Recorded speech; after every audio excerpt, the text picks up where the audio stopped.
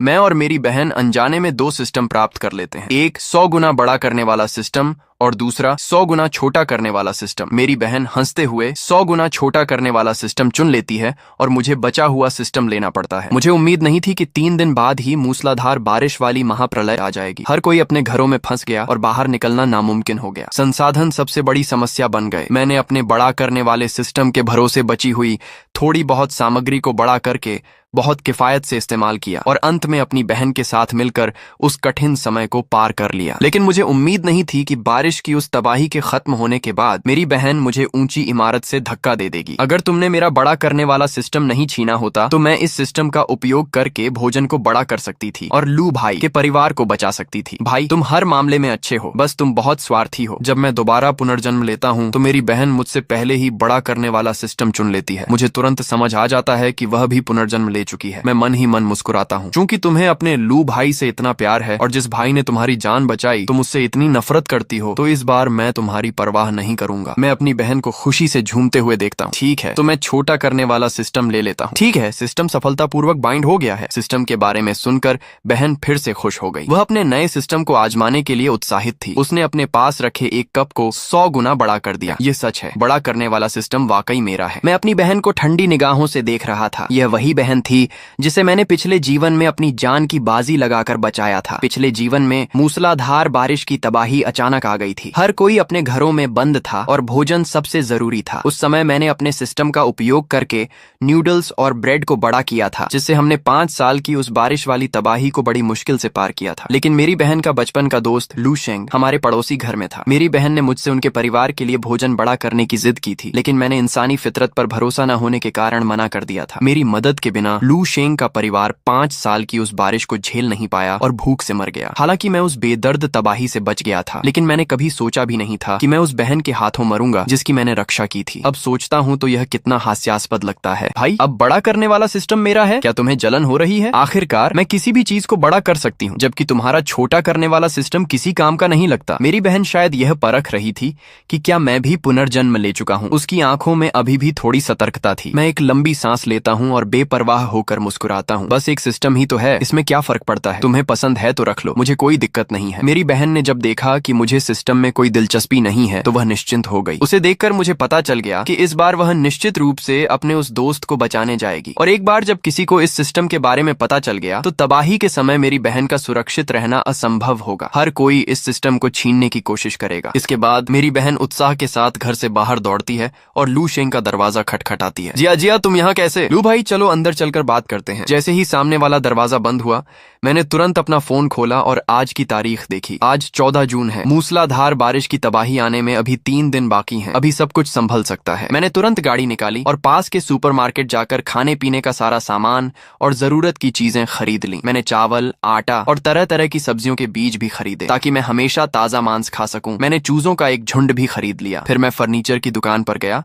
और अपने लिए नए फर्नीचर का पूरा सेट चुना। मैं अपने घर को एक नए अंदाज में सजाना चाहता था। मेरा घर एक ऊंची इमारत में है। पिछले जीवन में 5 साल तक लगातार बारिश होने के बावजूद मेरे घर को कोई खतरा नहीं हुआ था। मैं अपना घर छोड़ने का इरादा नहीं रखता। बस मैं अब अपनी जिंदगी को अलग तरीके से जीने वाला हूँ। अगले कुछ दिनों में मैं पागलों की तरह खरीदारी करता रहा, यहाँ तक कि मेरे बैंक खाते का सारा पैसा खत्म हो गया। दूसरी ओर मेरी बहन जानती थी कि तबाही आने वाली है, लेकिन वह बिल्कुल भी चिंतित नहीं थी और न ही उसने कोई तैयारी की थी, क्योंकि उसे पता था कि उसका बड़ा करने वाला सिस्टम भोजन को बड़ा कर सकता है। वह काफी उम्मीदों से भरी हुई थी। मैं जानता था कि मेरी बहन किस चीज की उम्मीद कर रही है। वह भोजन की कमी के समय सामने आकर अपने लू भाई के परिवार को बचाना चाहती है ताकि लू शेंग को उससे प्यार हो जाए। मैं मन ही मन सोच रहा था कि वह पहले से ही लू शेंग के प्यार में डूबी हुई है। भाई, तुम बताओ, अगर मैंने लू शेंग के परिवार को बचा लिया, मेरा मतलब है अगर ऐसा हुआ, तो क्या तुम्हें लगता है कि लू भाई मुझसे प्यार करेंगे? मेरी बहन इस समय बहुत खुश और थोड़ी शर्मिंदा दिख रही थी। मैंने ठंडे लहजे में कहा, नहीं करेंगे। यह सुनकर मेरी बहन की प्रतिक्रिया बहुत तीखी थी। असंभव, लू भाई को मुझसे प्यार जरूर होगा। भाई, तुम सच बताओ। मैंने उसकी बात पर कोई ध्यान नहीं दिया और बस अपना फोन देख रहा था। अपनी जरूरत का सामान ऑनलाइन खरीद रहा था। उसने मुझे एक बार पहले ही बर्बाद कर दिया था। मैं दोबारा ऐसा कभी नहीं होने दूंगा। इस बार तुम खुद मौत के मुंह में जाओ। जब मैं अभी भी खरीदारी कर ही रहा था, मेरी बहन मुस्कुराते हुए मेरे पास आई और बोली, भाई, क्या तुम्हारे पास और पैसे बचे हैं? कुछ पैसे उधार दे दो, मुझे कुछ मेकअप खरीदना है। नहीं है, मैंने अभी अभी एक फ्रिज खरीदा है, सारे पैसे खत्म हो गए। तुम फ्रिज का क्या करोगी? मैं एक नया फ्रिज बदलना चाहती हूँ, क्या मैं नहीं कर सकती? तुम्हारी प्रतिक्रिया इतनी तीखी क्यों है? नहीं नहीं, मैं तो बस उत्सुक थी। भैया, मुझे याद है तुम्हारे कमरे में, क्या वहाँ अभी भी कुछ खाने का सामान नहीं है? मैंने वो सब पास की बस्ती के उन बेसहारा बुजुर्गों को दे दिया है। आखिरकार उनका जीवन भी आसान नहीं है। तुम नाराज तो नहीं होगे ना? मेरी बहन मुस्कुरा रही थी, मानो वह मेरी तारीफ का इंतजार कर रही हो कि मैं उसे दयालु और समझदार कहूँ। ये तो साफ था कि वह मुझे मौत के मुंह में धकेलना चाहती थी। अगर मेरा पुनर्जन्म न हुआ होता, मेरे पास सिस्टम न होता, तो इस भारी बारिश वाले अपोकलिप्स में मैं निश्चित रूप से जीवित नहीं बच पाता। अपनी बहन की मुस्कान को देखते हुए उसके प्रति मेरी नफरत और गहरी हो गई। मैं मानता था कि मैंने अपनी बहन का बहुत ख्याल रखा है। हमारे बचपन में ही माता पिता का देहांत हो गया था। बड़े भाई होने के नाते मैंने माता पिता की जिम्मेदारी उठाई। मैंने जल्दी स्कूल छोड़ दिया ताकि अपनी बहन की पढ़ाई का खर्च उठा सकूं। बहन की पढ़ाई ठीक नहीं थी, लेकिन मैंने कभी उसे दोषी नहीं ठहराया। उसका खर्च हमेशा उसकी उम्र के अन्य बच्चों से काफी ज्यादा रहा, और यह सारा पैसा मेरी कड़ी मेहनत की कमाई थी। बाद में जब उसका कॉलेज में दाखिला नहीं हुआ और मैंने अपनी मेहनत से शहर में घर खरीद लिया, तो मैंने उसे भी अपने साथ रहने के लिए बुला लिया। लेकिन मुझे उम्मीद नहीं थी कि हमारे सामने वाले घर में मेरी बहन का बचपन का क्रश लू शेंग रहता है। लू शेंग के परिवार को घर तोड़े जाने, डेमोलिशन के बदले बहुत बड़ी राशि मिली थी और वे गांव से बाहर चले गए थे। जैसे ही मेरी बहन ने हैंडसम लू शेंग को देखा, उसे उससे प्यार हो गया और वह उसके पीछे पड़ गई। यहाँ तक कि जब बारिश वाली कयामत आई तो मैंने उसकी मदद करने से मना कर दिया। लेकिन मेरी बहन ने चोरी छिपे हमारी राशन सामग्री का 1/3 हिस्सा लू शेंग के परिवार को दे दिया। इसके बारे में मैं असहाय था। मुझे बस अपने कमरे का दरवाजा कसकर बंद करना पड़ा ताकि वह फिर से राशन न चुरा सके। पता चला कि मेरी बहन की नजरों में मैं एक ऐसे आदमी से भी बदतर था जिसे उसकी कोई परवाह नहीं थी। मैं अपनी बहन से पूरी तरह निराश हो चुका था। मैंने ठंडे चेहरे के साथ उससे कहा, कोई बात नहीं भैया, तुम सबसे अच्छे हो। मुझे पता था कि तुम इस छोटी सी बात पर मुझसे नाराज नहीं होगे। मैं थोड़ा थक गया हूँ, पहले सोने जा रहा हूँ, तुम भी जल्दी सो जाना। मुड़कर मैं अपने कमरे में छिप गया और खुद के लिए एक सुरक्षित ठिकाने की योजना बनाने लगा। मेरी जरूरत की सारी चीजें तैयार थीं, अब बस कयामत के आने का इंतजार था। वहीं दूसरी ओर मेरी बहन को लगता था कि एम्प्लीफिकेशन सिस्टम के साथ वह जो चाहे कर सकती है। उसने अपनी पॉकेट मनी से कुछ 100 का खाना खरीदा और उसे अपने कमरे में छिपा लिया, जैसे उसे डर हो कि मैं उसे चुरा लूंगा। इसलिए मैंने उस घर को छोड़ने का फैसला किया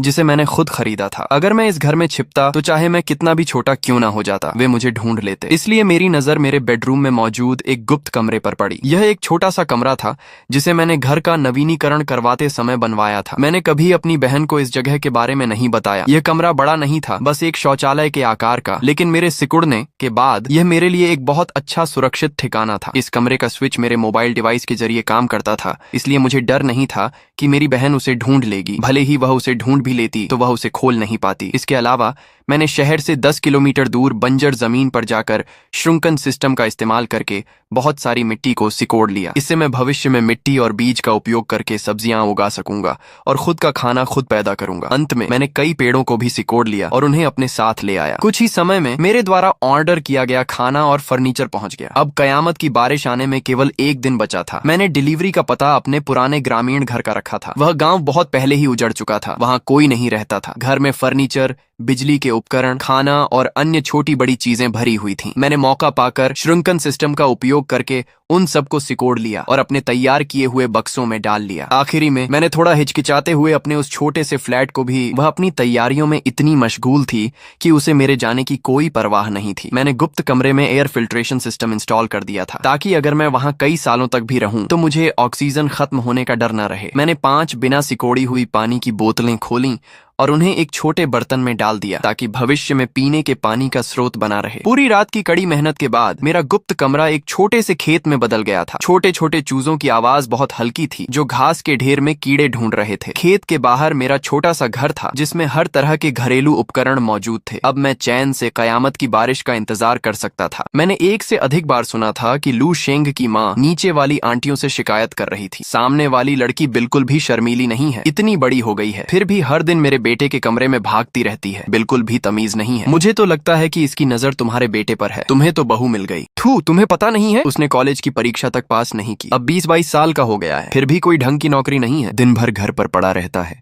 और अपने भाई की कमाई पर पल रहा है। उसकी वह कंगाल जैसी हालत, और वो मेरे बेटे से शादी करने का सपना देखती है। बिल्कुल नहीं, मेरा बेटा लंबा है, हैंडसम है और उसके पास नौकरी है, वह उसकी औकात से बाहर है। तभी मूसलाधार बारिश शुरू होने में सिर्फ 1 घंटा बचा था। मैंने अपनी बहन को फोन किया, सुनो, मेरे पास भावनाओं के लिए समय नहीं है, आज रात मैं घर नहीं आऊंगा, ऑफिस में कुछ काम है। बहन ने थोड़ा संकोच किया, लेकिन अंत में उसने मुझे कोई चेतावनी नहीं दी। ठीक है, तो मैं रात का खाना खुद खा लूंगी। फोन रखो। फोन रखते ही मैंने ठंडी मुस्कान के साथ सोचा, मुझे पता था वह मुझे कभी नहीं बताएगी कि बारिश मोड़ आने वाला है। वैसे भी मैंने फोन सिर्फ उसे भ्रमित करने के लिए किया था, ताकि वह सोचे कि मैं घर से निकल चुका हूँ। इसके बाद मैंने बेडरूम का गुप्त दरवाजा खोला और अपने फोन से कंट्रोल किया। गुप्त कमरे में घुसने के बाद मैंने श्रिंक सिस्टम, सिकुड़ने वाली प्रणाली का उपयोग किया और अपने शरीर को छोटा कर लिया। सिर चकराने जैसा एहसास हुआ और पल भर में जो कमरा कभी छोटा लगता था वह अब बहुत विशाल दिखने लगा। मैं जोखिम उठाकर खुद को छोटा करने की हिम्मत इसीलिए कर पाया क्योंकि पिछले जन्म में मैंने गौर किया था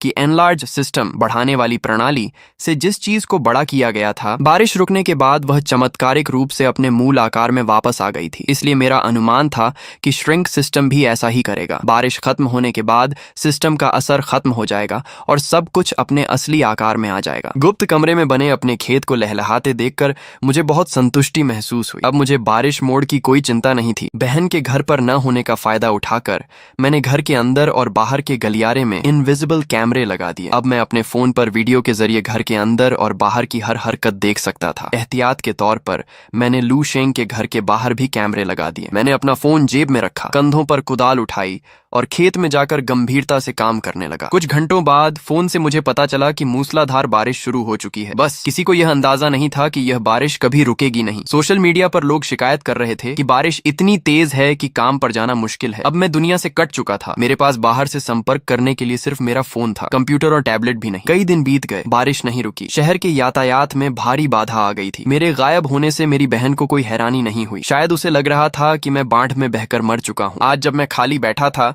तो मैंने मॉनिटर खोला और देखा कि मेरी बहन लू शेंग को हमारे घर ले आई है। वे लिविंग रूम में बैठे थे। बहन के चेहरे पर एक विजयी मुस्कान थी। लू भैया, क्या आपके घर में अभी भी खाना बचा है? ज्यादा नहीं है, पता होता तो मैं और जमा कर लेता। अब तो पहली मंजिल भी डूबने वाली है, मैं बाहर निकल ही नहीं पा रहा। जिया जिया, क्या तुम्हारे पास अभी भी खाना है? क्या तुम मुझे थोड़ा दे सकती हो? मेरे घर में माता पिता और बहन है, उतना खाना हम सबके लिए काफी नहीं है। बहन ने अपनी छाती पर हाथ रखा और शरारती अंदाज में उंगलियों से घेरा बनाया। वह लू शेंग के करीब जाकर उसके कान में फुसफुसाने लगी। कैसे नहीं होगा, बिल्कुल है। यकीन नहीं आता तो देखो। उसने एनलार्ज सिस्टम का इस्तेमाल किया और मेज पर रखे एक सेब को बड़ा कर दिया। सेब पल भर में विशाल हो गया और मेज पर भारी दबाव के साथ टिक गया। लू शेंग की आंखों में अविश्वास से लेकर खुशी तक के भाव साफ दिख रहे थे। उसने तुरंत मेरी बहन के कंधों को पकड़ लिया। जिया जिया, शुक्र है तुम हो। तो फिर क्या तुम मेरे घर के सारे खाने को भी बड़ा कर दोगी? हाँ लू भैया, लेकिन मेरी एक छोटी सी शर्त है। बताओ। आपको पता है कि मैं आपको पसंद करती हूँ। लू भैया, अगर मैं आपके परिवार को बचा सकती हूँ तो क्या आप भी मुझे पसंद करने का वादा करेंगे? बहन ने शर्माते हुए अपनी आंखें ढक लीं। उसे बिल्कुल पता नहीं चला